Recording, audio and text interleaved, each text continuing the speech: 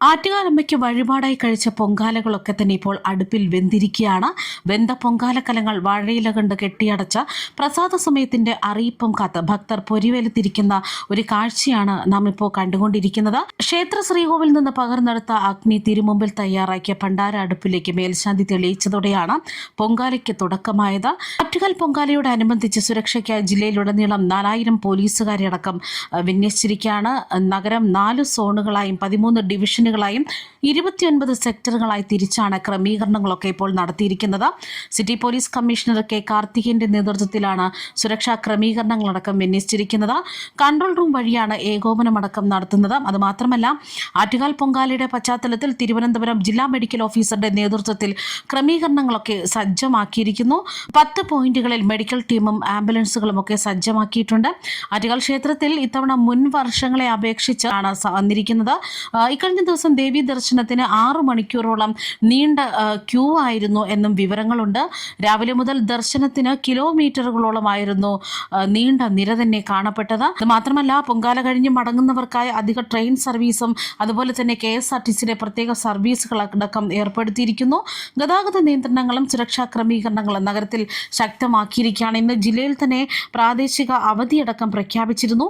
പൊങ്കാല കഴിഞ്ഞ് മടങ്ങുന്നവർക്കായി അധിക train സർവീസുകളടക്കം KSRTC പ്രത്യേക സർവീസുകളടക്കം റെഡിയാക്കിയിരിക്കുകയാണ്. കൂടാതെ ചന്ദ്രഗ്രഹണമായതുകൊണ്ട് തന്നെ ഉച്ച കഴിഞ്ഞ് 3:10 മുതൽ രാത്രി 7 മണിവരെ ദർശനം ഉണ്ടാകില്ല എന്നാണ് വിവരങ്ങൾ. രാത്രി 8:30 കുത്തിയോട്ട ബാലന്മാരുടെ ചൂരൽകുത്ത് നടക്കും. 5 മണക്കാട് ശ്രീ ധർമ്മശാസ്ത്ര ക്ഷേത്രത്തിലേക്ക് ദേവിയുടെ എഴുന്നള്ളത്ത് പുറപ്പെടും. നാളെ രാത്രി 9:45 കാപ്പഴിച്ച് ദേവിയെ കുടിയിളക്കും. രാത്രി 12:45 നടത്തുന്ന കുരുതി തർപ്പണത്തോടെയാണ് ഈ വർഷത്തെ പൊങ്കാല ഉത്സവത്തിന് സമാനമാവുക. നിലവിൽ ഇപ്പോൾ നമുക്ക് കാണാൻ സാധിക്കുന്നുണ്ട്, പൊരിവെയിലത്ത് ഭക്തർ ഇരിക്കുന്ന ഒരു കാഴ്ച തന്നെയാണ്. ആറ്റുകാലമ്മയ്ക്ക് ലക്ഷങ്ങൾ പൊങ്കാല അർപ്പിച്ചിരിക്കുന്ന ഒരു കാഴ്ച തന്നെയാണിത്.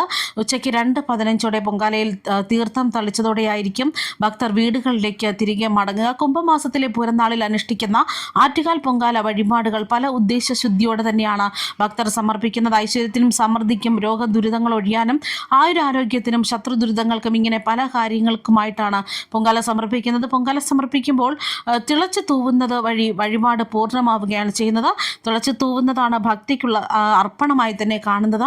പൊങ്കാല തൂവുന്നതിൻ്റെ ദിശകൾ കണക്കാക്കി ഫലം പറയാറുമുണ്ട്. ചില സദ്ഫലങ്ങൾ പ്രധാനമാകുവാൻ പൊങ്കാലക്കലങ്ങൾ ഉത്തമമായ വശങ്ങളിലേക്ക് ചരിച്ചു വെക്കാറുണ്ട് എന്നതുപോലും ഐതിഹ്യമായി മാറുകയാണ്. ഭക്തി നിർവൃതിയോടെ ആറ്റുകാലമ്മയ്ക്ക് ലക്ഷങ്ങൾ പൊങ്കാല അർപ്പിച്ചിരിക്കുകയാണ്. ഉച്ചയ്ക്ക് 2:15 പൊങ്കാലയിൽ തീർത്ഥം തളിച്ചതോടെ ഭക്തർ വീടുകളിലേക്ക് തിരികെ മടങ്ങുന്നു. കുംഭമാസത്തിലെ പൂരനാളിൽ അനുഷ്ഠിക്കുന്ന ആറ്റുകാൽ പൊങ്കാല വഴിപാടുകൾ പല ഉദ്ദേശശുദ്ധിയോടെയാണ് ഭക്തർ സമർപ്പിക്കുന്നത്. ഐശ്വര്യത്തിനും സമൃദ്ധിക്കും രോഗദുരിതങ്ങൾ ഒഴിയാനും ആയുരാരോഗ്യത്തിനും ശത്രു ദുരിതങ്ങൾക്കും ഇങ്ങനെ പല കാര്യങ്ങൾക്കുമായിട്ടാണ് പൊങ്കാല സമർപ്പിക്കുന്നത്. പൊങ്കാല സമർപ്പിക്കുമ്പോൾ തിളച്ചു തൂവുമ്പോഴാണ് വഴിപാട് പൂർണ്ണമാകുന്നത്. തിളച്ചു തൂവുന്നതാണ് ഭഗവതിക്കുള്ള അർപ്പണം. പൊങ്കാല തൂവുന്നതിൻ്റെ ദിശകൾ കണക്കാക്കി ഫലങ്ങൾ പറയാറുണ്ട്. ചിലർ സദ്ഫലങ്ങൾ പ്രധാനമാവുവാൻ പൊങ്കാലക്കലങ്ങൾ ഉത്തമമായ വശങ്ങളിലേക്ക് ചരിച്ചു വെക്കാറുണ്ട്. ഇത് ശരിയല്ല എന്നും പൊങ്കാലക്കലം എപ്പോഴും അടുപ്പിൽ യഥാവിധി തന്നെ സ്ഥാപിച്ചാൽ മാത്രമാണ് വഴിപാടിൻ്റെ ഫലങ്ങൾ ശരിയായി ലഭിക്കുകയുള്ളൂ. പൊങ്കാല ഓരോ ദിശകളിലേക്കും തിളച്ചു തൂവുന്നതിന് ഓരോ ഫലങ്ങളാണ് എന്ന് തന്നെയാണ് പറയുന്നത്. അതായത് വിശദമായി പറയുകയാണെങ്കിൽ, പൊങ്കാല നിവേദ്യം കിഴക്ക് ദിശയിലോട്ട് തൂകിയാൽ അത്യുത്തമമായിട്ടാണ് കണക്കാക്കുന്നത്. ഏത് ലക്ഷ്യത്തോടെയാണോ വഴിപാട് നടത്തിയത് അത് തികഞ്ഞ അനുഗ്രഹത്തോടെ വളരെ പെട്ടെന്ന് തന്നെ പ്രധാനമാകും. വടക്ക് ദിശയിലേക്കാണ് പൊങ്കാല നിവേദ്യം തൂവുന്നതെങ്കിൽ കാര്യങ്ങൾ പ്രധാനമാകുവാൻ കാലതാമസം എടുത്തേക്കും. നിവേദ്യം പടിഞ്ഞാറ് ദിശയിലേക്കാണ് തൂകുന്നതെങ്കിൽ ഉദ്ദേശിച്ച ലക്ഷ്യങ്ങൾക്ക് പ്രതിസന്ധികൾ നേരിടാം. തെക്ക് ദിശയിലേക്കാണ് പൊങ്കാല തൂകുന്നതെങ്കിൽ ദുരിതവും ക്ലേശവും പൂർണ്ണമായി മാറിയിട്ടില്ല എന്നാണ്. പൊങ്കാല തിളച്ചു തൂകുന്നത് ഭാവിയിൽ അഭിവൃദ്ധികളെയാണ് സൂചിപ്പിക്കുന്നത്.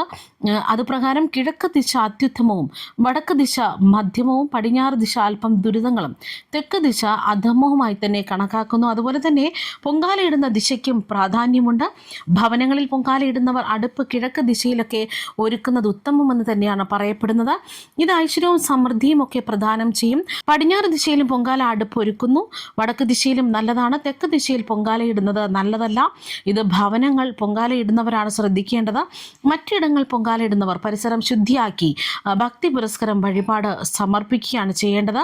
അതുപോലെ തന്നെ ശർക്കര പായസം, കടും പായസം, വെള്ളച്ചോറ്, പാൽപ്പായസം, തിരളി, അട, മണ്ടപ്പൊട്ട് തുടങ്ങി പല നിവേദ്യങ്ങളും പൊങ്കാലയിൽ സമർപ്പിക്കാറുണ്ട്. ഓരോ നിവേദ്യങ്ങൾക്കും ഓരോ ഫലങ്ങളാണ് പ്രധാനമാവുക. ഉദാഹരണമായി ശർക്കര പായസ പൊങ്കാല സർവ്വ ഐശ്വര്യങ്ങൾക്കും പ്രധാനമാകും. മണ്ടപ്പൊട്ടാകട്ടെ ശിരസ് സംബന്ധമായ രോഗങ്ങൾക്ക് ആശ്വാസം നൽകും. തിരളി, അട നേദ്യങ്ങൾ അഭിവിഷ്ട സിദ്ധി, ഐശ്വര്യം എന്നിവ പ്രധാനമാകും. പൊങ്കാല സമർപ്പണമാകട്ടെ എല്ലാ ദോഷഫലങ്ങൾക്കും പരിഹാരം എന്നാണ് വിശ്വാസം. അതായത് മധുര നഗരം ചുട്ടരിച്ച കണ്ണകിയെ ശാന്തിയാക്കുന്നതിന് വേണ്ടി ഭക്തർ തന്നെ പൊങ്കാല അർപ്പിക്കുകയാണ് ചെയ്തത്. ശേഷം ആദിപരാശക്തിയുടെ സ്വരൂപമായി മാതൃഭാവത്തിൽ കൊടുങ്ങല്ലൂർ അമ്മയെ ലയിച്ചു എന്നും വിശ്വാസമുണ്ട്.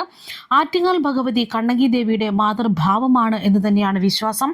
ആദിപരാശക്തിയുടെ ഭാവങ്ങളായ സരസ്വതി ദേവി, മഹാലക്ഷ്മി, മഹാകാളി എന്നിവയുടെ ഒറ്റ രൂപമായി കണ്ണകിയെ കണക്കാക്കാറുണ്ട്. മധുര നഗരം ചുട്ടരിച്ച കണ്ണകി ദേവി കോപത്തോടെ ഉലകം ചുറ്റി നടന്നപ്പോൾ ദേവിയുടെ കോപം ശമിപ്പിച്ച് ശാന്തിയാകുവാൻ സ്ത്രീകൾ പൊങ്കാല അർപ്പിച്ചുവെന്നും അതാണ് ആറ്റുകാൽ പൊങ്കാലയായി ആചരിച്ചു എന്നതാണ് വിശ്വാസം വരുന്നത്. ആറ്റുകാൽ പൊങ്കാലയുമായി ബന്ധപ്പെട്ട് മറ്റൊരു ഐതിഹ്യമാകട്ടെ, ദേവി മഹിഷാസുരനെ വധിച്ച് കോപാകുലയായി ത്രിഭുവനങ്ങളിൽ സഞ്ചരിച്ച ദേവിയെ ശാന്തിയാക്കുവാൻ ഭക്തർ സമർപ്പിച്ചതാണ് പൊങ്കാലയെന്നും അത് കുംഭമാസത്തിലെ പൂരം നാളിലാണെന്നും പറയുന്നു.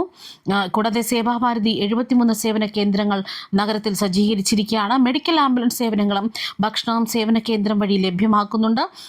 3000-ലധികം വരുന്ന വോളണ്ടിയേഴ്സിനെയാണ് കേന്ദ്രത്തിൽ തന്നെ സേവാഭാരതി നിയോഗിച്ചിരിക്കുന്നത്. നഗരത്തിലെ പ്രധാന ആശുപത്രികളിലെ ഡോക്ടർമാരടക്കം വൈദ്യസഹായം നൽകുന്നുണ്ട്. അത്യാധുനിക സൗകര്യങ്ങളോടെ 35 ആംബുലൻസുകളും സജ്ജമാക്കിയിരിക്കുന്നു. KSRTC ആകട്ടെ 400 പ്രത്യേക സർവീസുകളാണ് പൊങ്കാല പ്രമാണിച്ച് നടത്തുന്നത്. ആറ്റുകാൽ ക്ഷേത്രത്തിൽ നിന്നും തിരികെ ബസ് സ്റ്റാൻഡിലേക്കും റെയിൽവേ സ്റ്റേഷനിലേക്കും സർവീസുകളുണ്ട്. ഇന്ത്യൻ റെയിൽവേയും പൊങ്കാല ദിനത്തിൽ പ്രത്യേക ട്രെയിൻ സർവീസുകളടക്കം അനുവദിച്ചിരിക്കുന്നു. അധിക സ്റ്റോപ്പുകളടക്കം അനുവദിച്ചിരിക്കുകയാണ്. പൊങ്കാലയ്ക്ക് ശേഷം ശുചീകരണത്തിന് 3000 പേരെ കോർപ്പറേഷൻ ഏർപ്പാടാക്കിയെന്നാണ് ട്രസ്റ്റ് ഭാരവാഹികളും അറിയിക്കുന്നത്. News desk true TV.